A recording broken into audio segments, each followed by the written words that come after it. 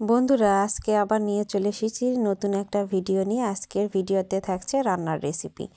তো আজকে কি রান্না করব এখনও তো আপনারা কেউ জানেন না, তো কিছুক্ষণের মধ্যে জানতে পারবেন। আজকে রান্না করব পুলি পিঠা, যাকে নওগাঁর ভাষায় বলে কুশলি পিঠা। তো সাতপুতি পিঠাও করব, কুশলি পিঠা করব। ওখানে দেখলেন দুধ গরম করে নিলাম। দুধে একটা সাদা এলাচ, দারচিনি আর তেজপাতা দিয়েছি, দিয়ে গরম করে নিয়েছি, কেননা ওইগুলো দিলে একটা ভালো গন্ধ বের হয়। আর এইখানে আমি গুড় জাল করে নিচ্ছি। দুধ এক্সট্রা করে জাল করে নিয়েছি, গুঁড়ো এক্সট্রা করে জাল করে নিচ্ছি। কেন? দুধ আর গুড় একসঙ্গে জাল করলে ফেটে যায়। খেজুরের গুড় যেইগুলো ভালো হয়তো সেইগুলো ফাটে না, আবার কিছু গুড় আছে যে দুধে দেওয়া মাত্র ফেটে যায়। তো যেটাই আপনি বেশি গরম করবেন সেটা, যদি দুধ বেশি গরম করেন তাহলে পিঠাটা দুধে দিয়ে দিবেন, আর যদি গুড় বেশি গরম করেন তাহলে গুড়ে দিবেন। আমি মনে করি দুধে দিলে বেশি টেস্ট হয়, গুড় একটু অল্প পানি দিয়ে গুলিয়ে নিয়ে দিতে হয়। এখানে আমার মেয়েটাও পিঠা বানাচ্ছে আমার সাথে। এগুলো সব আমি বানিয়েছি, আমি নিজের হাতে এইসব বানিয়েছি। তো বানিয়ে নেওয়ার পর এগুলো আমার ভেজে নিচ্ছি। অনেকে ভাজে না, এমনিতেই দিয়ে দেয়। ভেজে নেওয়ার পর দুধ ছিল গরম করা, দুধে সব পিঠাগুলো ভেজে তুলে নিয়ে দিয়েছিলাম। এখানে এখন সেই ঠান্ডা গুড়টা দিচ্ছি।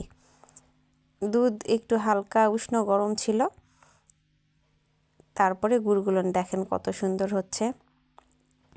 এটা খেতে খুবই মজা, মুখে দিলে একদম গলিয়ে যাবে।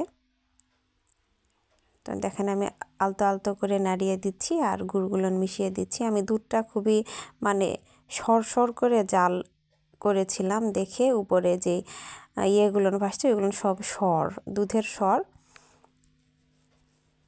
তো এই দুধের সরের উপরের এইগুলো খেতে আরও বেশি মজা।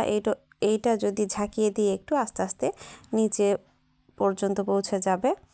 তো এই তো দিচ্ছি আমি যতটুকু গুড় ছিল পরিমাণ মতো নিয়েছিলাম, তো দিয়ে ঝাঁকিয়ে নিয়ে এটা আবার ঢাকনা দিয়ে ঢেকে সারা রাতের জন্য রেখে দেব। সকালবেলা উঠে দেখব কেমন হয়েছে।